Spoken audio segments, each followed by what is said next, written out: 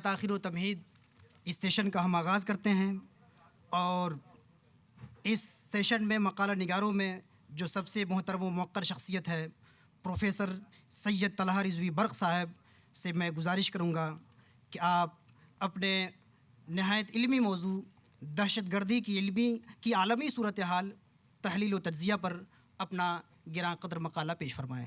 حضرت پروفیسر سید طلحہ رضوی برق صاحب۔ بزرگان محترم و حاضرین، السلام علیکم ورحمۃ اللہ وبرکاتہ۔ آج کے اس اجلاس کا موضوع آپ کو معلوم ہو چکا، بس 8-10 منٹ مجھے برداشت کر لیجئے، میں اپنا مقالہ پیش کر رہا ہوں۔ عرض کیا ہے کہ از دے و دد ملولم و انسانم آرزوست۔ حضرات، آج دنیا ایک گلوبل ویلیج کی صورت اختیار کر چکی ہے۔ مختلف ممالک روئے زمین پر ایک گاؤں کے محلے ٹولے بن گئے ہیں۔ جغرافیائی فاصلے، علاقائی خصوصیات، موسمی فرق اور قدرتی تقسیم سب کچھ وہی ہیں۔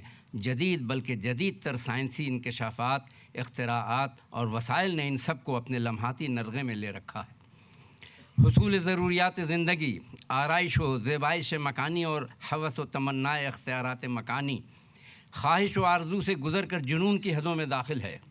اس جنون تقابل و تفوق نے عقلی و ذہنی توازن کھو کر کرۂ ارضی کے لیے ایک ہولناک خطرہ پیدا کر رکھا ہے۔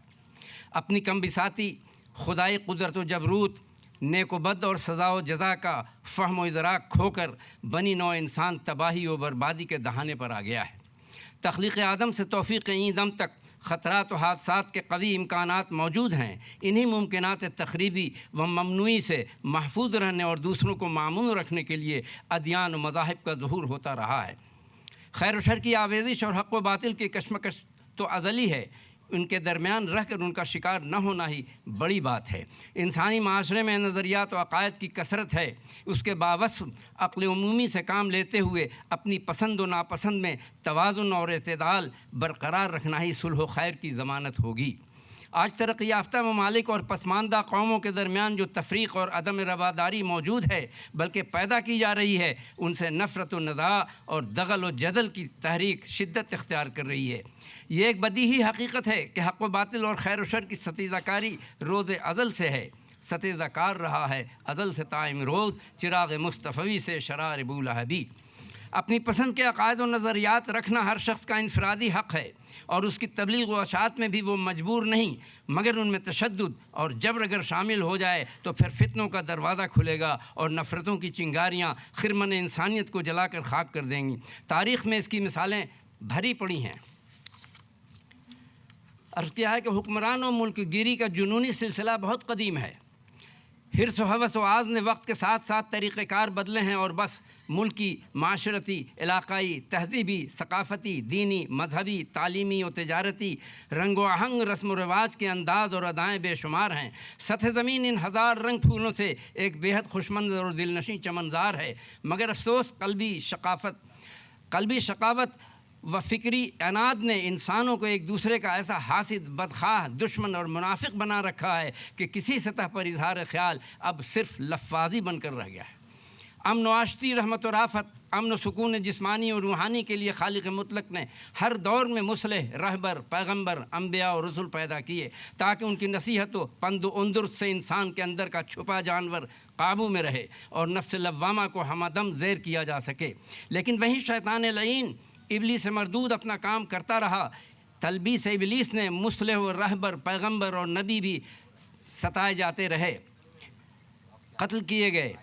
رب تعالیٰ نے اپنے آخری رسول حضرت احمد مجتبیٰ محمد مصطفیٰ صلی اللہ علیہ وسلم کو رحمت للعالمین بنا کر مبعوث فرمایا۔ نور سراپا، خیر انعام، اسوہ حسنہ اور جملہ محاسن ظاہر و باطن کا مظہر و امین۔ آپ نے پیغام حق سنایا، دین متین کی دعوت دی، صراط مستقیم بتائی اور کتاب ہدایت قرآن حکیم دی۔ قرآنی تعلیمات اور اسوہ حسنہ کی تبلیغ و اشاعت نے روئے زمین پر امن و آشتی کا دوامی پرچم لہرایا۔ رفتہ رفتہ کتنے ہی ممالک شرق و غرب داعی خیر و دیندار بن گئے۔ آج بھی اسی دین متین یعنی اسلام کے متبع ممالک کی تعداد نصف صد سے زیادہ ہے، مگر شرپسندوں، دہشت گردوں، خود غرضوں، منافقوں اور بے دینوں نے فتنہ و فساد سے قیامت برپا کر رکھی ہے۔ دین و مذہب کے نام پر جدال و قتال جاری کر دیا ہے، اپنے نفس کی پیروی میں اپنے ابلیسی عمل کو جہاد کا نام دے کر اس کی حرمت کو پامال کر رہے ہیں۔ یہودیوں، نصرانیوں اور بہائم پرستوں سے اختلاط ممنوع اور آمیزش مکروہ کو روا کرتے ہوئے لذات دنیاوی کے ناجائز حصول نے عامۃ المسلمین کو زندگی کو عذاب بنا کر رکھ دیا ہے۔ ارشاد باری تعالیٰ ہے لا یتخذ المؤمنون الکافرین اولیاء من دون المؤمنین۔ قرآن مسلمانوں کو یہود و نصارہ کو اپنا دوست یعنی ولی بنانے سے منع کرتا ہے۔ روابط دنیاوی سے باز رہنے کی تاکید نہیں۔ رسول اللہ صلی اللہ علیہ وسلم نے یہودیوں کی بدباطنی اور شرنگیزیوں کے باوجود ان سے تعلقات رکھے اور رواداری برتی، انہیں پناہ دی اور اپنے امان میں رکھا، ان کو ساتھ لے کر دشمنوں سے مدافعت بھی کی۔ اسی طرح عیسائیوں کے ساتھ حضور نبی رحمت صلی اللہ علیہ وسلم نے مذہبی رواداری کی بہترین مثالیں پیش کیں۔ مسجد نبوی میں انہیں ٹھہرایا اور انہیں اپنے طور طریقے سے عبادت کرنے کی اجازت دی۔ لکم دینکم ولی دین کے پیش نظر فریضہ دعوت اسلامی ادا کیا۔ انہیں اللہ کا یہ فرمان بھی سنا دیا کہ رب تعالیٰ فرماتا ہے وَقُلِ الْحَقُّ مِن رَبِّكُمْ فَمَنْ شَاءَ فَلْيُؤْمِنْ وَمَنْ شَاءَ فَلْيَكْفُرْ، یعنی کہہ دیجئے حق اللہ کی طرف سے ہے، جو چاہے ایمان لائے، جو چاہے کفر کرے۔ صدیاں گزر گئیں، شریعت قرآنیہ کے تابع طریقۃ التصوف نبوی کو سینے سے لگائے چلتے رہے اور چل رہے ہیں۔ قرآن حکیم نے محمد رسول اللہ صلی اللہ تعالیٰ علیہ وسلم کا تعارف یوں بھی فرمایا ہے لقد من اللہ علی المؤمنین اذ بعث فیہم رسولا من انفسہم یتلو علیہم آیاتہ ویزکیہم ویعلمہم الکتاب والحکمہ۔ واضح ہو کہ تصوف شریعت سے الگ کوئی چیز نہیں، یہی تزکیہ نفس، تصفیہ قلب ہی تصوف ہے۔ ایسے ہی صاف دل، متقی و پرہیزگار لوگ صوفی کہے جاتے ہیں اور ان کا شعار ہی تصوف ہے۔ تصوف اسلامی کی ابتدا دراصل ان پاک باز و ستودہ صفات اہل صفہ سے ہے جو حضور کے عہد میں ہی ان کے دامن رحمت و عاطفت میں پل رہے تھے۔ مسلم حکمرانوں اور سلاطین نے بھی اپنی فوج کے ساتھ صوفیاء کرام کی جماعت ساتھ رکھی کہ ان کی دعائیں بارگاہ الہی میں مقبول ہو کر مشکل کشا ہوں اور عسکریوں کو کسی قسم کی غلط روی سے باز رکھیں۔ 14 صدی کے آتے آتے بڑے انقلابات آئے، مسلم سلطنتوں کا شیرازہ بکھرنے لگا، حتیٰ کہ جزیرۃ العرب میں بھی یہود و نصارہ کی برملا سازشوں سے شکست و ریخت ہونے لگی۔ لارنس آف عربیہ جیسے سازشیوں کا مکر و فریب رنگ لایا اور وہ ہوا جس کی پیشگوئی آقائے نامدار نے صدیوں پہلے فرما دی تھی۔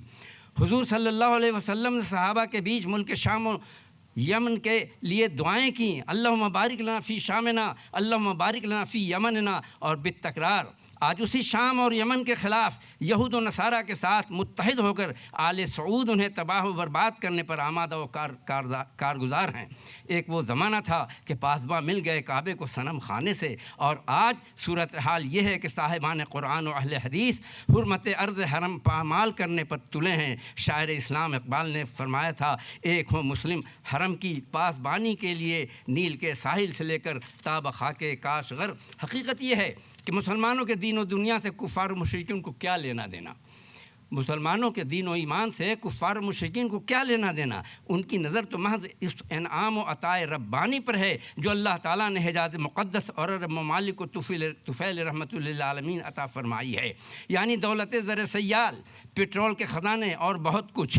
یہود و نصارہ زبردستی اور منچاہے طور پر یہ دولت عربوں سے نہیں لے سکتے، لہذا عالمی پیمانے پر مسلم ممالک کے اتحاد کو پارا پارا کر کے، سازشوں اور دہشت گردی کی لعنت میں مبتلا کر کے، عقیدہ و مسلک کے اختلاف کو ہوا دے کر ان میں ایک دوسرے سے نفرت اور دشمنی پیدا کی جا رہی ہے۔ اختلاف و انفراق باہمی کی تخم ریزی سے ہر محاذ پر مسلمانوں کو کمزور و ناتواں کیا جا رہا ہے۔ اقبال نے کیا خوب کہا تھا، تقدیر کے قاضی کا یہ فتویٰ ہے ازل سے، ہے جرم ضعیفی کی سزا مرگ مفاجات۔ دہشت گردی کا بازار تو ان ظالم بڑی طاقتوں نے گرم کر رکھا ہے، دہشت گردی کا بازار تو ان ظالم بڑی طاقتوں نے گرم کر رکھا ہے جن کا سود عرب کا خسارہ ہے۔ مسلمان اس دعوت اسلامی کو عام کریں جس کی روح وہ خطبہ ہے جو نبی رحمت نے حجۃ الوداع میں خطبہ کے پشت سے دیا تھا۔ اسی پاک اور نبی خطبے کا اثر ہے کہ آج UN کی مجلس اقوام متحدہ کی جنرل اسمبلی میں آب زر سے لکھ کے یہ شعر آویزاں کیا گیا ہے. بنی آدم آزائے یک دیگرن کہ در آفنی نش ز یک جوہرن. اقوام متحدہ اگر اس حقیقت کو تسلیم کرتے ہیں تو رنگ و نسل کی تفریق اور سیاسی ریاکاری و بے ایمانی کو ختم کرنا ہوگا. آج انسانیت کی گہار لگانے والی دنیا کی بڑی طاقتیں منافقت کذب و ریا اور فریب کاری کی چادر سے باہر کیوں نہیں آتی؟ صرف معدنی ذخائر اور پٹرول کے خزانوں پر قبضہ کرنے کے لیے یہود و نصارہ آج رشک چنگیز و غیرت ہلاکو بنے ہوئے ہیں. عراق برباد، لیبیا تہس نہس، مصر ختم، شام تہوبالا اور یمن بے حال، اور ایران بھی کتنے دن. اگر خدا نخواستہ ایسا ہوا تو پھر باری کس کی ہوگی؟ فاعتبروا یا اولی الابصار. کیا جنگ آمادہ اور برسر پیکار غیر متحد اسلامی ممالک کتاب اللہ سے دستبردار ہو گئے؟ ان کے سامنے آیت کریمہ نہیں ہے ادع الی سبیل ربک بالحکمت والموعظۃ الحسنۃ وجادلہم باللتی ہی احسن. بلاؤ اللہ کے راستے پر حکمت اور اچھی نصیحتوں کے ساتھ، اور ضروری ہو تو ان سے لڑو اس طرح جو بہتر ہو. بس چند منٹ اور. اخلاق و تصوف جو تسخیر قلوب کا نہایت آسان، مؤثر، نرم اور مقبول ذریعہ ہے. افسوس ہم نے اسے بھی تکلف کا ہم معنی اور ہم قافیہ بنا لیا ہے. فواہ حسرتا، خود بدلتے نہیں قرآن کو بدل دیتے ہیں. ہوئے کس درجہ فقیہان حرم بے توفیق. سربراہان حکومت اسلامیہ اپنی رقیق حرکتوں کے سبب رحمت الہی سے محروم ہوتے جا رہے ہیں. اللہ نہ کرے حرمین شریفین کی پاک سرزمین پر نجس العین لوگوں کے قدم پڑیں. افواج یہود و نصارہ عارضی طور پر ہی صحیح جزیرۃ العرب میں مقیم رہ کر ہمیشگی کی تمنا لیے اسی حسرت کی آگ میں جل اور مچل رہے ہیں. اللہم احفظنا وانصرنا. اپنے سیاسی لائحہ عمل کو بروئے کار لانے کے لیے کیا یہود، کیا ہنود، کیا نصارہ اور اب تو آل سعود بھی اسی اتحاد میں شامل ہیں. اپنے سیاسی لائحہ عمل کو بروئے کار لانے کے لیے کیا یہود، کیا ہنود، کیا نصارہ، اب تو آل سعود بھی اسی اتحاد میں شامل ہیں. ایٹمی اسلحوں کی تباہ کاریاں دنیا 2 بار دیکھ چکی ہے. آج یہ ایٹمی طاقت کی کئی ملکوں کے پاس ہے اور وہ اس کے عمل و رد عمل کے خوفناک نتائج سے ڈرتے ہوئے محض سیاسی بازی گری سے کام لینا چاہتے ہیں. کوئی بڑی طاقت آج قابل اعتماد نہیں. ان کے متضاد افکار و خیالات، مکارانہ اور پرفریب بیانات قطعاً اعتماد کے قابل نہیں. مجو درستی احدث جہان سست نہاد، کہیں وجود عروس ہزار داماد است. امن عالم اور انسانیت کی بقا کے لیے جذبہ اخوت و محبت اور مساوات و ہمدردی کا احساس عام کرنا ہوگا، جس سے لوگوں میں سوز و گداز دل پیدا ہو اور وہ مقصد حیات سے آشنا ہو سکیں. آج کی عالمی نفرت و دہشت گردی دور کرنے کے لیے اور پرامن ماحول سازی کے لیے ہمیں اخلاقی قدروں اور مذہبی تعلیمات کی تشہیر و ترویج کرنی ہوگی. مذہبی تشدد، رنگ و نسل کی تفریق، فریب اور ریاکاری کو مٹانا ہوگا، اور اس اہم انسانی خدمت کے لیے صوفیانہ خیالات، عارفانہ تعلیم اور وجود انسانی کی قیمت و اہمیت بتانے کے لیے کانفرنس، سمپوزیم اور مذاکرات کا انعقاد برابر کرتے رہنا ہوگا، جس سے یقیناً صلح، خیر اور امن و شانتی کی فضا قائم ہو سکے گی. بیا تاگل بیفشانیم و میں در ساغر اندازیں، فلک را سقف بشگافیں مترہ دیگر اندازیں. اس نیک مشن کے لیے خانقاہوں کا وجود بسا غنیمت ہے، جہاں سے اولیاء و صوفیاء مشائخ کی تعلیمات حسن و عمل و اخلاقیات عام ہوں.